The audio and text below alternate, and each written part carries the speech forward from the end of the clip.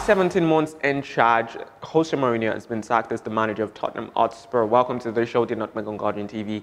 My name is Solomon Fowowe, and it's great to have you guys join us on the show today. And I think, the sack of Jose Mourinho it further punctuates the fact that the legend of Mourinho might be waning at this point in time. It's probably the least that he has had, I think, except when he really started at Lera, that he has had this sort of win ratio, 51%, winning just 44 games out of 86 that he managed Tottenham Hotspurs. And it's quite even revealing that, Daniel Levy and the Tottenham board didn't even wait for him to manage, the side in the Carabao Cup finals against Manchester City come Sunday.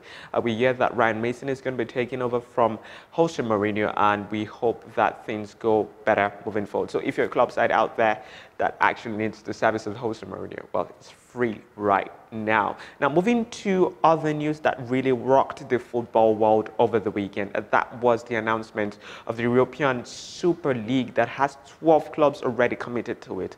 You have 6 in the Premier League, 3 in the Spanish La Liga, you have 3 in the Serie A, and you're looking at the likes of Arsenal, Manchester City, Manchester United, Liverpool, Tottenham Hotspur, and you've got Chelsea. And in the Spanish La Liga, there's Madrid, Real Madrid, Barcelona, and Atletico Madrid. And in Italy, you've got AC Milan, Inter Milan, and you've got Juventus, constituting the founding members of that Super League. And it's really rocked the football world to huge and immense proportions. UEFA's come out with a statement, FIFA's come out with a statement, the leagues themselves, that's the English Premier League, the Italian Serie A, and also the La Liga, they've come out with statements, condemning, the actions of this club side. And UEFA's even gone forward to say that there might be strict sanctions or repercussions if this actually goes on. And, there's so many details out there, lined out there for the European Super League.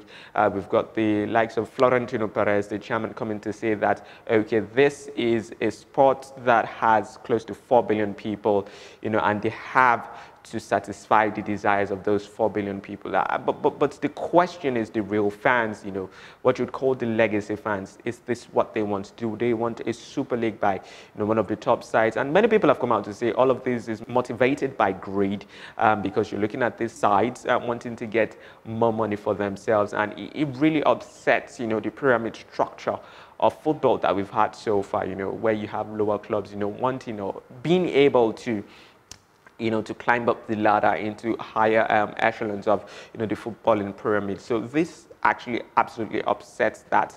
And, I still have my questions, huge questions.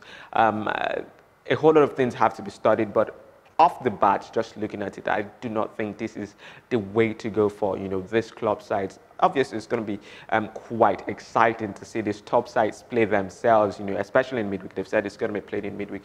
But you also look at, sporting integrity. You look at the fact that, we're not going to be getting some of these upsets that really makes football quite wonderful. And you look at the fans too, the fans of, lower sides and different club sides, how they're going to be affected by all of this. And kudos to the likes of Paris Saint-Germain, kudos to the likes of Bayern Munich, even RB Leipzig and Borussia Dortmund, saying they're not going to be part of this. They're going to be distancing themselves out of all of this that is going to be happening. Definitely, there's going to be more details that's going to be unfolding over the next couple of, days and weeks. But we also hear that JP Morgan has committed, to financing the league. It's going to have an obscene amount of money. I'm super sure of that. And I think, one thing that has brought these super clubs, you'd want to call them, into this is probably how their finances have been affected by COVID-19. But you also look at the fact that it has affected everything. It has affected football in general. Look at a club side like Schalke 04, really just about going into administration because of all of the things that have happened so far. But I don't think it's the way to go, to be honest. I really condemn this Super League, the idea that certain teams are bigger than the rest, and the elite football clubs, holding the entirety of, European football to ransom with the idea of a breakaway league. So I expect that, things are going to be restored to normal conditions, and, UEFA itself, maybe they're going to be strong-armed into adjusting some of their formats when it comes to the Champions League, where probably the elite clubs get more money. I don't know if that's going to be happening, but it's all a messed up situation right now. and I might want to tilt towards those that says this might have been motivated by greed. That's what we can take on the show today, the Nutmeg on Guardian TV. Thank you so much for sticking with us. My name is Fowowe, and this has been the Nutmeg.